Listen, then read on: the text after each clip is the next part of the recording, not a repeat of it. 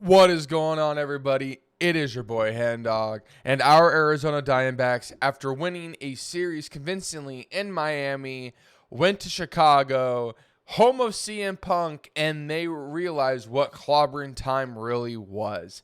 Yes, the Arizona Diamondbacks lose the series, the Wrigley Field series against the Chicago Cubs, 2 games out of 3. When it was if you're neutral, it was a really entertaining series, especially the first game. But if you're a D-backs or a Cubs fan, I imagine you were going through it, especially that first game. I mean, should we jump into that first game?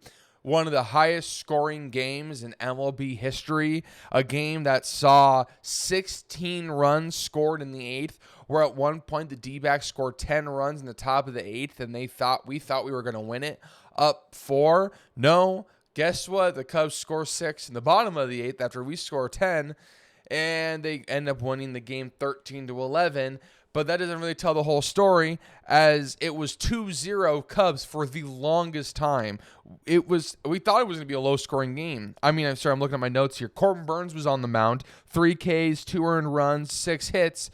We weren't giving up a whole lot. And then for the Chicago Cubs, they had, I think, was it Ben Brown on the mound, I believe? They had Colin Ray on the mound, and they were absolutely dealing. Like I said, 2 runs were scored only by the Cubs through 5 innings, and then the D-backs were able to tack on a run and make it 2-1. And I was like, oh, low-scoring game. It's going to be really tight. It's going to come down to bullpen pitching versus the Diamondbacks offense. They love getting at bullpens and stuff like that. And then here comes the 10 runs. Eugenio Suarez homers, grand slam homer, Geraldo Perdomo singles, Grichuk doubles, Lourdes, who's been streaky this year, he homers. And we're at one point we're like, great, we're going to lose to, oh my God, we scored 10 runs to, we're going to lose. And we did lose. We lost that game. And to be honest with you, that's a woulda, shoulda, coulda game. That's a game that we should have won. And that's unfortunate because the Diamondbacks, we lost out on the playoffs by 1 game last year. And I really don't want to play the games that we should have won and start marking them down early because it's only, we're in late April. But these games matter. The Diamondbacks have experienced this already where 1 game makes a difference whether you make the playoffs or not. So these games do matter. These games that you blow do matter. The Diamondbacks, whether they didn't look like they were going to win it or not, should have won this game after scoring 10 runs. Literally, this is like the second time in history where a team has scored 10 runs and they lost. 10 runs in an inning and they lost. That's embarrassing. Like, we should have won that, but we didn't. And now at Wrigley Field, it's a shirt. The 10-run comeback is a shirt against us because we couldn't somehow literally score 10 runs, be it somehow hold a 4-run goddamn lead. It's bullshit. It sucks. And then that just sets the mood for the series where it's like, yeah, it's great. Our offense showed up for 1 inning, but what does it matter in a loss? And then you go into the next game and we lose 6-2. The offense stayed in game 1. I mean, the Cubs are one of the best offenses in baseball right now. I mean, from top to bottom, they're so good. Contact, power, base stealing, they're so good. It's awesome. I mean, Corbin Carroll gets a homer in the first inning of the second game. We think it goes well. We got Gallen on the mound. Maybe he'll bounce back. Stuff like that. Corbin Carroll homers in the first inning. Everything's going well. And then what happens? The first inning blues for our pitching continues. Gallen gives up 2 runs, a triple and 2 singles. So then it becomes 2-1, and then the Cubs score 4 in the second off 2 homers and a ground out, which sucks because I almost said Corbin Burnes, even he was game 1. Zach Gallen was supposed to be our opening day starter. He's supposed to be the guy. He's the free agent next year. You would think that he would try to earn the money, show, hey, this is why I'm going to be a free agent. This is why I'm going to be demanding all this money. He's not showing that he's worth anything right now. He was given the opening day starter because of Torey Lovullo's love for him. And, he wants to be respectful because he's a Diamondback through and through. But it doesn't mean he's a better pitcher. So Torey Lovullo would sacrifice the better pitcher just so he could be respectful to Zach Gallen? Are we serious? We just missed the playoffs by a game last year, and he wants to start Zach Gallen over Corbin Burnes out of respect.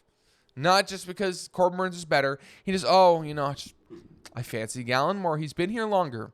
So that's why he's going to be opening day starter. And yeah, Corbin Burnes has looked shaky, but Corbin Burnes at least has had multiple quality starts already. Zach Gallen, he only has one quality start so far. Like, I don't get it. I mean, will this decision of him being our opening day starter come back to bite us? I don't know. But I mean, so far Zach Gallen's not playing like up to the standard that he is in what he will be demanding in free agency. It is every time that Zach Gallen has a bad start or Corbin Burnes looks good and Zach Gallen looks iffy, it's just going to keep bringing up the idea that Torey Lovullo really chose Gallen over Corbin. But, it doesn't matter now. We lose 6-2. 5 Ks, 2 walks, 6 runs off 7 hits from Gallen in that game and a 6-2 loss. Not good. I mean, obviously, at that point, we're already lose the series. The road trip we thought would have been good. It was a pivotal series. I mean, we hold on against the Brewers at home when it looked like we couldn't score for crap. Literally, for one game in 8 innings, we did not score. And it took a couple inning heroics for us to win the series over Milwaukee. And yeah, it was kind of convincing against Baltimore, but we needed to go into Chicago and show that, like, hey, yeah, we're still the Diamondbacks. Like, yeah, we're a little shaky right now, but it's us. It did for one inning.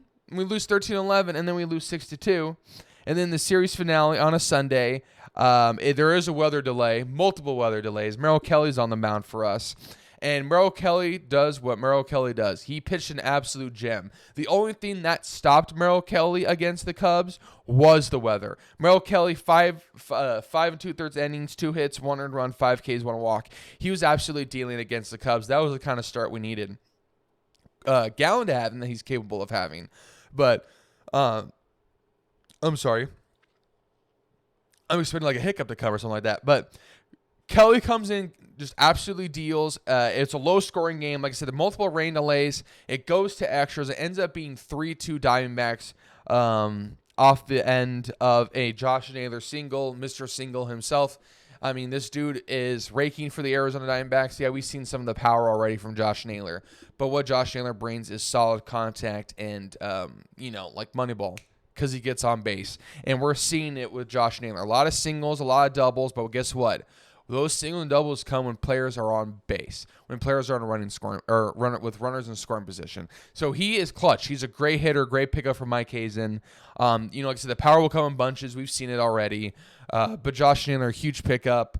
If he progresses defensively, like we can kind of iron out the wrinkles and stuff like that. Yeah, early on, it was like the chemistry between him, Eugenio, Geraldo, and all that was a little iffy. But if we can work on that and it gets better over the course of the year, I mean, his bat alone should already say that we should consider re-signing him long term. But if his defensiveness can pick up, and he can snag those balls a little better, because all this stuff, like those stuff, you can work on, you can get better at.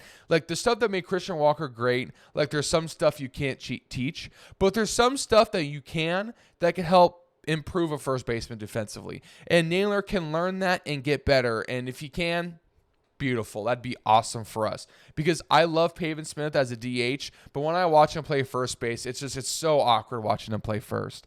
So I would love to see Pavin just be DHing. Use that bat, get on base, hit dingers, and then just let Josh Naylor play first. But the Arizona Diamondbacks did take 1 of 3 from Chicago Cubs, which is not exactly what we were hoping for, because in the grand scheme of things in the series, the Cubs were able to take like the season series. We tied 2-2 at home in the opening series of the season. We tied 2-2 with the Cubs, and then they took 2 of 3 from us in Wrigley Field, and that sucks because These are going to be the kind of teams that you'll be battling with for the wild card. Yes, the Cubs are really good, but you have to consider that the Brewers are there. The Brewers are a stingy, underrated team every year, but they somehow do win their division because of the run of baseball and the pitching that they have. So, like, you cannot say, while the Cubs look really good, you can't just hand them the division. I mean, I would. I think they're the team to beat in their division. But if they are a potential wild card team, winning these games matter. So us losing the series against the Cubs puts us behind them if we're battling for them for a wild card. And that's why these future matchups matter. Like when we play like the Braves, when we play the Phillies, and then because Mets maybe, I imagine the Mets will win their division. But like the Phillies, the Mets, the Giants, these teams that we're going to have to win these series, especially like, the Giants and the Padres, if we want to, make the wild card or move up, because it's feast or famine out there. Like it's deep waters, it's shark infested waters, and the Diamondbacks better be ready to battle, because it's not going to be easy. And the Diamondbacks need to win these games. Need to win games against teams that they'll be battling against down the stretch. And if they can, they'll put themselves up in a good spot. But what also isn't helping us is with the injuries going on. I mean, it's funny because we have injuries that are plaguing us in the bullpen and stuff like that. But we have players like Corbin Carroll, who's off to a blazing start. Geraldo Perdomo, Jerry P is just absolutely on a tear. Eugenio and Gurriel are so streaky right now. It's insane. Moreno might as well be Jose Herrera, because they have the same batting average, it feels like. Other than, I think Jose Herrera has more home runs this season than Gabby Moreno so far, which makes no fucking sense, because 2 or 3 years ago when we made the NLCS and the World Series, Gabriel Moreno's offense was so important. But right now, I couldn't tell the difference between Jose Herrera and Gabriel Moreno up to bat, because they literally just do not get on base. Yeah, Gabby's great defensively, but we can't put you on the field and then sub you out on offense because your bat sucks right now. So it's just, we need Gabby to get going. We need Lourdes to get going. We need Eugenio to be a little more consistent. We're not trying to ask for a lot. I mean, I don't mind Lourdes batting 270, 280. But if he's batting 220, 230, he ain't helping us. I'm fine with Eugenio batting 260, 270. But if he's batting 210, 200, he ain't helping us. You know what I'm saying? Like, it's just, it sucks. But we have no time to, sulk and say it sucks, because we got to battle. The D-backs need to battle. They need to get in, and you got to start winning these games. But also, we need to start getting healthier. Anyways, next series, home stretch against the Rays and the Braves. Videos will be dropping after that series of reactions. Unfortunately, the Arizona Diamondbacks did not go into Wrigley Field and win the series. But for the neutrals, they got a very entertaining 3-game series that kicked off with a 13-11 victory that saw the Cubs win over the Diamondbacks. So it was a great series. I mean, Chicago fans are always fun, and they're great to interact with. I mean, when they come to Chase Field, they were really nice. They're really fun to mess around with. But obviously, I want to see y'all lose.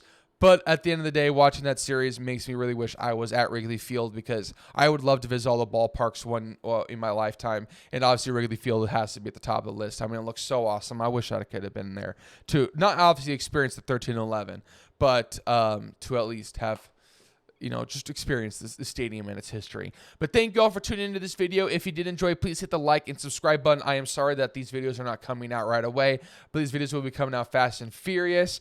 Please also, if you have not already, please go down into the description of this video, click the link to my TikTok, and follow. Daily content. I drop at least 3 or 4 times a day. I may not be daily on my YouTube. I apologize. I'm trying to get better at that with work and, and family life and stuff like that, with my 6-month-old son now starting to feel like he can do everything. Like, the dude knows where the camera's at in his bed. He the fucking feeding him human food. Like, all he wants is human food. Like, literally, if we're eating lunch, like, he just stares at us like, I don't want this formula. I would like your food. So just, being with my son has been great and stuff like that. But trying to find time with work and all that has been tricky. But like I said, TikTok, I post 3 or 4 times a day on there. So you do not want to miss that kind of content. Post-game, pre-game reactions, all things Arizona sports, and, funny videos and stuff like that. Video games, Disney, Marvel, Star Wars, and stuff like that. Please follow. You do not want to miss it. It's awesome. But thank you all for the support. Thank you all for tuning in, and next series recaps against the Rays. Hopefully the Diamondbacks can show up at home and win that series.